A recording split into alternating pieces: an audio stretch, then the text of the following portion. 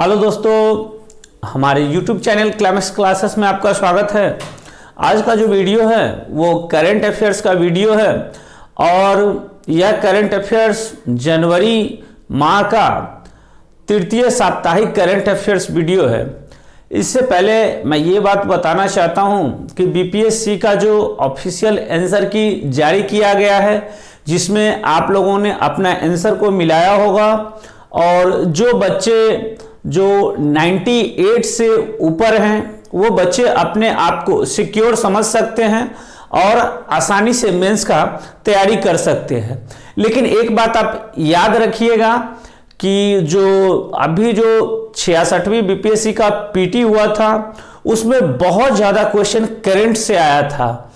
अब जिन बच्चों का नहीं होने वाला है वो भी निराश ना हो। आगे जो आने वाला 67वीं बीपीएससी है उसके लिए जुड़ जाइए और मूल रूप से आप करंट अफेयर्स के साथ साथ अन्य जो पोर्शन है उन पर भी अपना पकड़ बना के रखिए, जिससे आप 66वीं में आपका सिलेक्शन नहीं हो पाया था उस पोर्शन को आप अभी से ही मजबूत करना शुरू कर दीजिए। चलिए देखते हैं इस वीडियो में जो जनवरी का तृतीय साप्ताहिक करंट अफेयर्स का वीडियो है। इसमें हम क्वेश्चन को समझते हैं और समझने के बाद आप इसे नोट्स जरूर बनाते जाइएगा।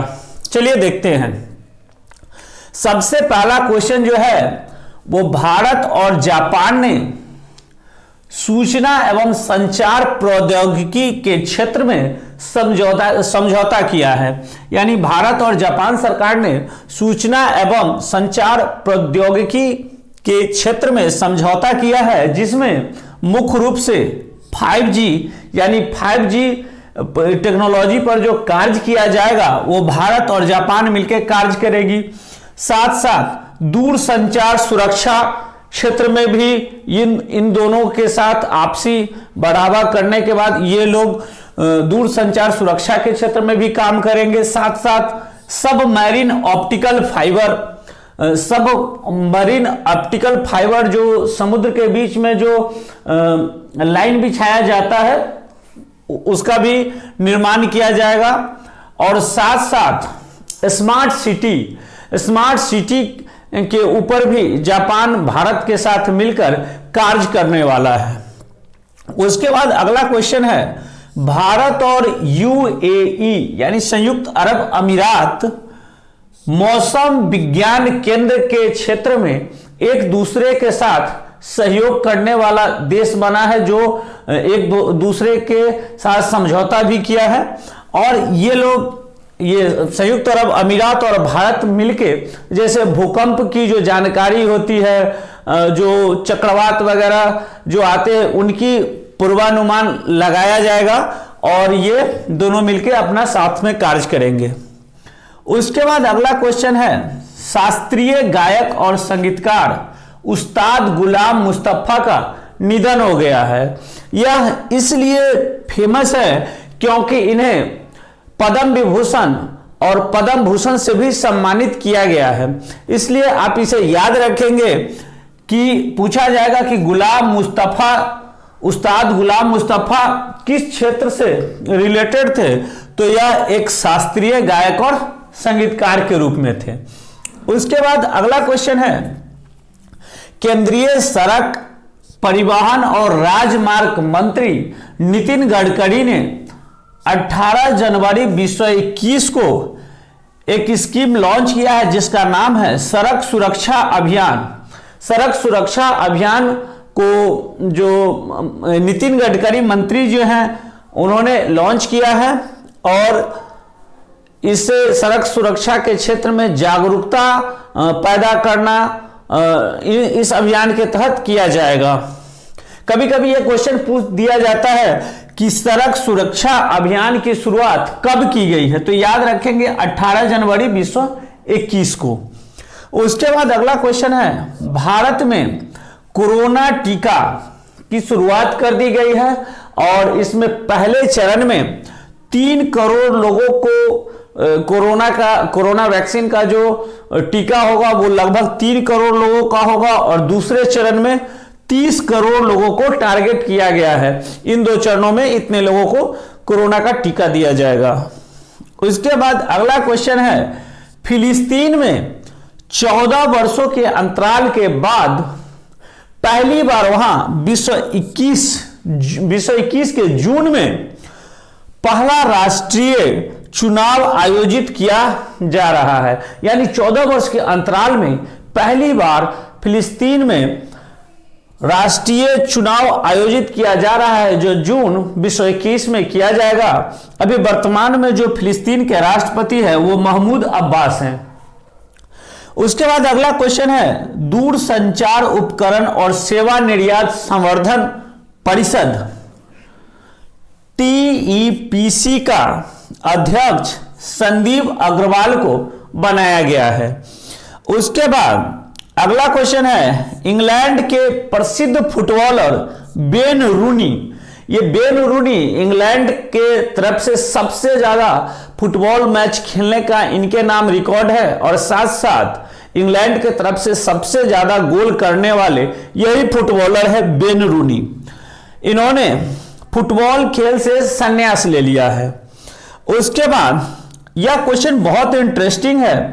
अगला क्वेश्चन, भारत के जो युवा तेज गेंदबाज टी नटराजन जो कर्नाटक से हैं, टी नटराजन भारत के पहले खिलाड़ी बने हैं। टी नटराजन भारत के पहले ऐसे खिलाड़ी बने हैं जो मात्र 44 दिन के अपने शुरुआती कैरियर में ही तीनों फॉर्मेट में पदार्पण किया है। यानी T20, टेस्ट और वनडे एक दिवसीय जो मैच है, इस तीनों फॉर्मेट में सबसे कम समय में यह पदार्पण कर लिया है। यह 44 दिन का समय है। यह भारत के अब तक के सबसे पहले खिलाड़ी बने हैं। उसके बाद अगला क्वेश्चन है, भारत ने 2 मोबाइल हार्बर क्रेन ईरान के चाबहार बंदरगाह को दिया है। यानी भारत सरकार द्वारा निर्मित ईरान में चाबहार बंदरगाह में और ज्यादा काम को तेजी से करने के लिए भारत ने 2 मोबाइल हार्बर क्रेन को चाबहार बंदरगाह को दिया है, और इस क्रेन के कारण चाबहार बंदरगाह पर कार्य और तेजी से होगी। ये दोनों क्रेन की कीमत बताई जाती है लगभग 185 करोड़ रुपए, ये दोनों क्रेन की लागत बताई जाती है। उसके बाद अगला क्वेश्चन है, प्रधानमंत्री नरेंद्र मोदी को सोमनाथ मंदिर ट्रस्ट का अध्यक्ष बनाया गया है। यह सोमनाथ का मंदिर वही मंदिर है जिसे महमूद गजनवी ने आक्रमण करके लूटा था, और इस सोमनाथ मंदिर ट्रस्ट का जो अध्यक्ष पद का जो पद रिक्त हुआ था, वो गुजरात के पूर्व मुख्यमंत्री केशुभाई पटेल के निधन के बाद यह पद खाली हो गया था, जिस पर प्रधानमंत्री नरेंद्र मोदी को इस सोमनाथ मंदिर ट्रस्ट का अध्यक्ष बनाया गया है। उसके बाद अगला क्वेश्चन है, केरल के राज्यपाल आरिफ मोहम्मद खान ने एक स्कीम लॉन्च किया है। यह भी स्कीम बहुत इंटरेस्टिंग स्कीम है, और इससे राज्य के उन बच्चों को बढ़ावा मिलेगा जो सरकारी स्कूल में पढ़ते हों। तो केरल के जो राज्यपाल आरिफ मोहम्मद खान ने एक स्कीम लॉन्च किया है, और स्कीम का नाम है 1 स्कूल 1 IAS। 1 स्कूल 1 IAS योजना केरल के राज्यपाल मोहम्मद आरिफ खान ने इस स्कीम को लॉन्च किया है।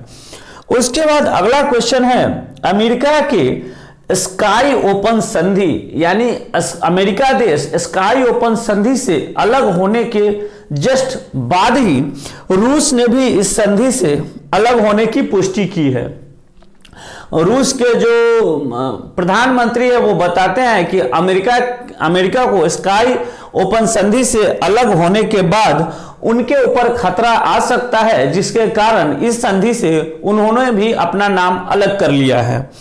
उसके बाद अगला क्वेश्चन है, 24 जनवरी बालिका दिवस के रूप में मनाया जाता है, और इस बालिका दिवस के शुभ अवसर पर उत्तराखंड के एक दिन के लिए मुख्यमंत्री बनी सृष्टि गोस्वामी को उत्तराखंड का एक दिन का मुख्यमंत्री बनाया गया है। यह प्रत्येक 3 वर्षों पर जो बालिकाएं होती है उन्हें उत्तराखंड सरकार मुख्यमंत्री के रूप में 24 जनवरी को नामित करती है। चलिए जल्दी से समझ लेते हैं। भारत और जापान ने सूचना एवं संचार प्रौद्योगिकी के क्षेत्र में समझौता किया है, जिसमें 5G पर, दूर संचार सुरक्षा पर, सबमरीन ऑप्टिकल फाइबर योजना पर और साथ साथ स्मार्ट सिटी पर भारत जापान मिलकर साथ साथ कार्य करेंगे। उसके बाद भारत और संयुक्त अरब अमीरात ने मौसम विज्ञान केंद्र के क्षेत्र में कार्य करने के लिए समझौता किया है। उसके बाद मशहूर शास्त्रीय गायक और संगीतकार उस्ताद गुलाम मुस्तफा का निधन हो गया है। इन्हें पद्म विभूषण और पद्म भूषण से सम्मानित किया जा चुका है।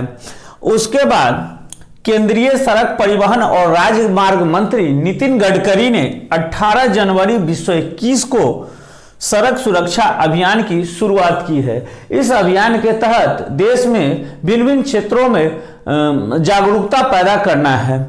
उसके बाद भारत में कोरोना टीका के पहले चरण में 3 करोड़ लोगों को लक्षित किया गया है, जबकि दूसरे चरण में 30 करोड़ लोगों को टीका दिया जाएगा।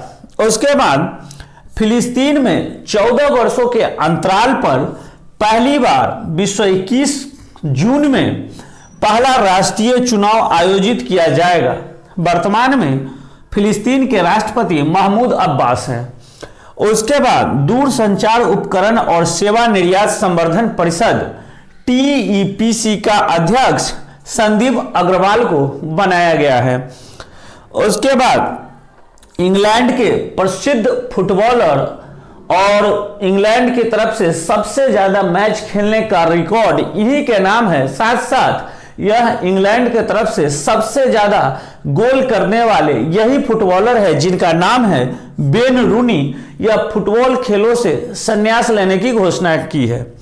उसके बाद टी नटराजन, भारत के तेज युवा गेंदबाज टी नटराजन एक ऐसे भारतीय खिलाड़ी बने हैं जो 44 दिन के अपने कैरियर के अंदर ही तीनों खेलों के प्रारूप टेस्ट, वनडे, साथ साथ T20 तीनों फॉर्मेट में पदार्पण करने वाले यह भारत के पहले खिलाड़ी बने हैं।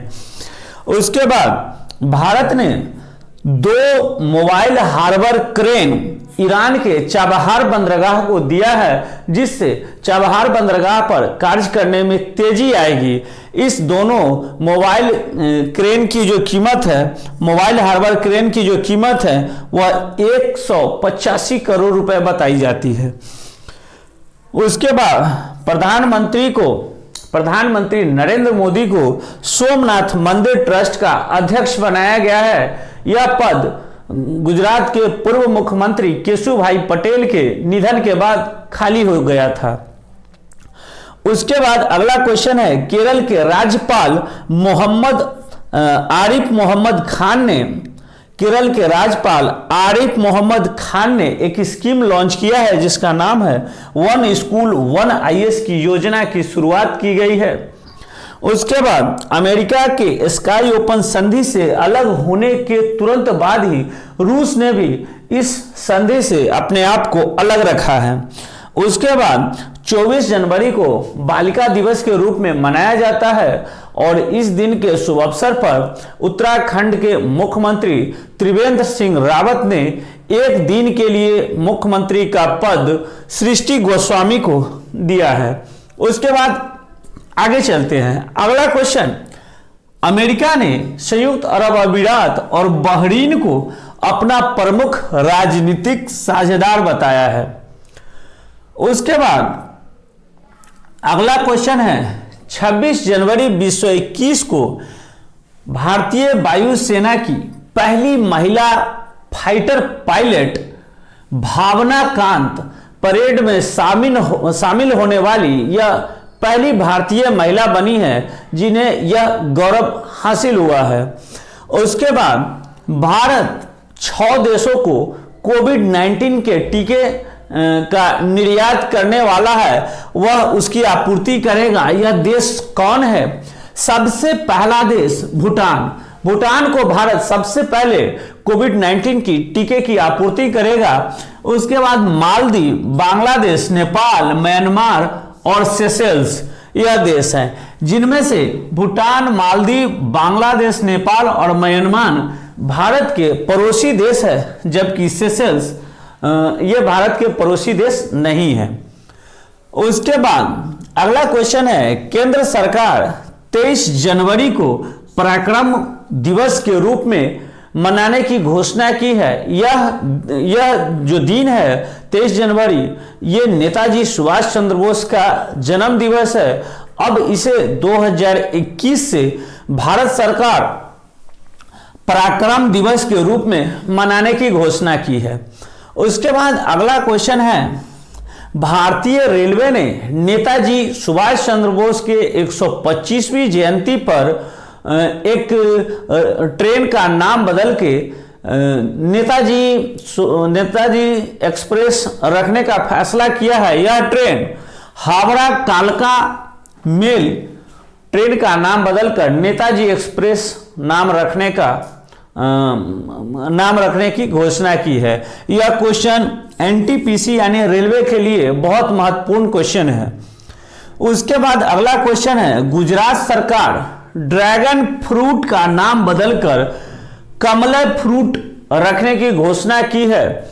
यह गुजरात के जो मुख्यमंत्री विजय रूपानी है उन्होंने इसकी घोषणा की है। भारत में सबसे महंगा फ्रूट बिकने वाला यही फ्रूट है, ड्रैगन फ्रूट, जिसका नाम बदलकर अब कमला फ्रूट रखा जाएगा।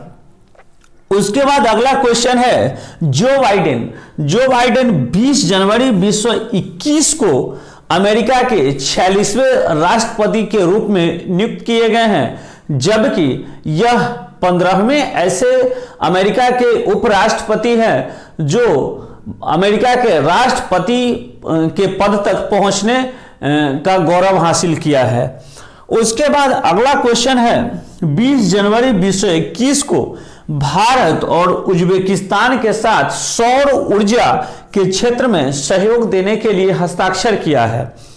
उसके बाद अगला क्वेश्चन है, केंद्र सरकार ने जम्मू कश्मीर में 850 मेगावाट का रेटले पावर प्रोजेक्ट को लॉन्च किया है। उसके बाद अगला क्वेश्चन है, ग्लोबल फायर पावर इंडेक्स 2021 में भारत को चौथा स्थान मिला है। यह क्वेश्चन बहुत VVI है, इसे याद रखेंगे। ग्लोबल फायर पावर इंडेक्स क्या होता है?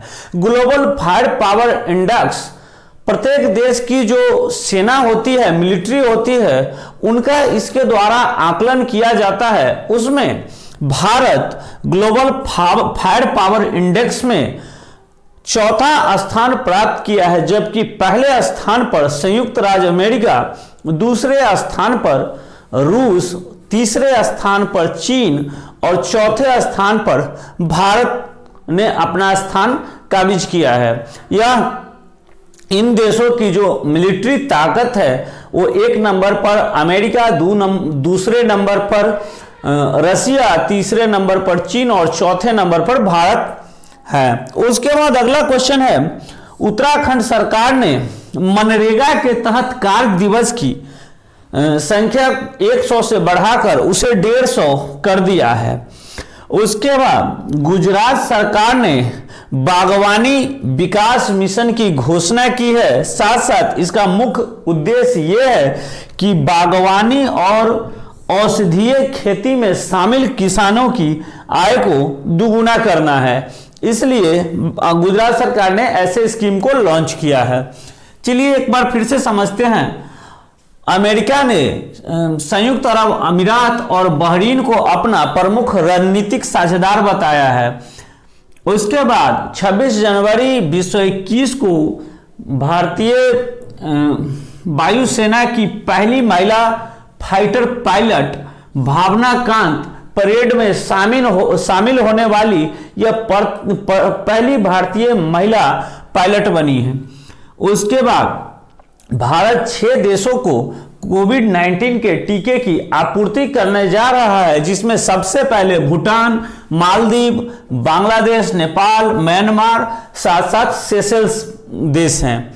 उसके बाद केंद्र सरकार ने 23 जनवरी को पराक्रम दिवस के रूप में मनाने की घोषणा की है। यह पराक्रम दिवस नेताजी सुभाष चंद्र बोस के जन्म दिवस पर मनाया जाएगा। उसके बाद भारतीय रेलवे ने नेताजी सुभाष चंद्र बोस के 125वीं जयंती पर हावड़ा कालका मेल ट्रेन का नाम बदलकर नेताजी एक्सप्रेस करने का फैसला किया है। उसके बाद गुजरात सरकार ड्रैगन फ्रूट का नाम बदलकर कमला फ्रूट कर दिया है। यह भारत में सबसे महंगे फ्रूट के रूप में जाना जाता है। उसके बाद जो बाइडेन 20 जनवरी 2021 को अमेरिका के 46वें राष्ट्रपति के रूप में अपना पदभार संभाला है, जबकि यह 15वें ऐसे उपराष्ट्रपति हैं जिन्होंने राष्ट्रपति के पद हासिल करने का गौरव प्राप्त किया है।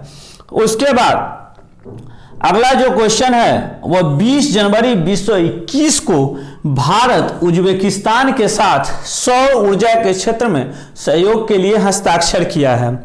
उसके बाद अगला क्वेश्चन है, केंद्र सरकार ने जम्मू कश्मीर में 850 मेगावाट का रेटले पावर प्रोजेक्ट की घोषणा की है।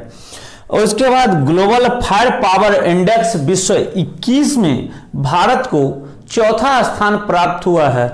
यह जो ग्लोबल फायर पावर इंडेक्स 2021 है, यह किसी भी देश की मिलिट्री शक्तियों का आकलन करना है, जबकि पहले स्थान पर संयुक्त राज्य अमेरिका, दूसरे स्थान पर रूस, तीसरे स्थान पर चीन और चौथे स्थान पर हमारा भारत है।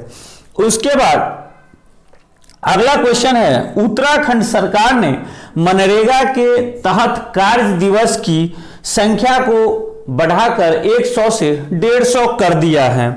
उसके बाद अंतिम क्वेश्चन है, गुजरात सरकार ने बागवानी विकास के लिए बागवानी विकास मिशन की घोषणा की है। इसका मुख्य उद्देश्य बागवानी और औषधीय खेती में शामिल किसानों की आय को दुगुना करना है। यह हमारा था जनवरी का तृतीय साप्ताहिक करंट अफेयर्स का सेशन।